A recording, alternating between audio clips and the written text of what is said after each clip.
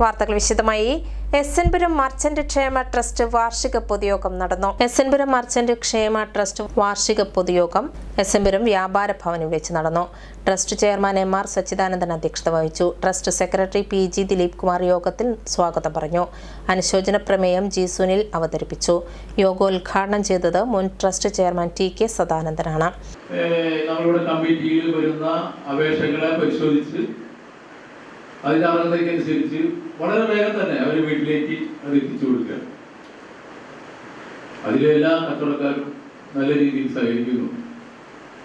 അതുപോലെ തന്നെ ഒരു പുതിയൊരു പദ്ധതി 70 വയസ്സ് കഴിഞ്ഞ കച്ചവടം നിർത്തിയാലും തുടർന്ന് പോകുന്നുണ്ടെങ്കിലും അവർക്കൊരു പെൻഷൻ നടപ്പാക്കുക എന്നുള്ളൊരു ചിരകാല അഭിലാഷമായിരുന്നു. അത് നമ്മുടെ സച്ചിദാനന്ദ പ്രസിഡന്റായതിനു ശേഷം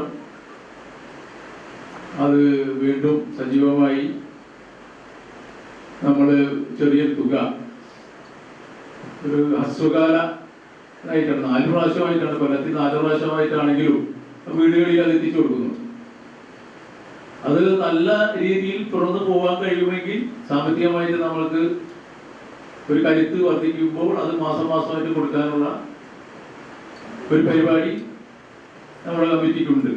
യോഗത്തിൽ വെച്ച് എസ്എൻപുരം ഗ്രാമപഞ്ചായത്ത് സെക്രട്ടറി രഹന പി. ആനന്ദിന് ആദരവ് നൽകി. Trust treasurer K. P. Sumesh പ്രവർത്തന റിപ്പോർട്ട് അവതരിപ്പിച്ചു.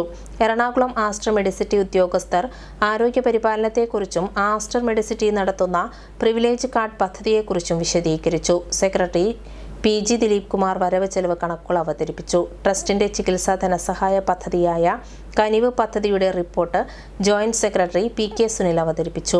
ആശംസകൾ അർപ്പിച്ചുകൊണ്ട് എം.കെ. തിലകൻ, വിദ്യാസാഗർ എന്നിവർ സംസാരിച്ചു. യോഗത്തിലെത്തിയ എല്ലാവർക്കും അസോസിയേഷൻ എക്സിക്യൂട്ടീവ് കമ്മിറ്റി അംഗം വിദ്യാസാഗർ നന്ദി പറഞ്ഞു.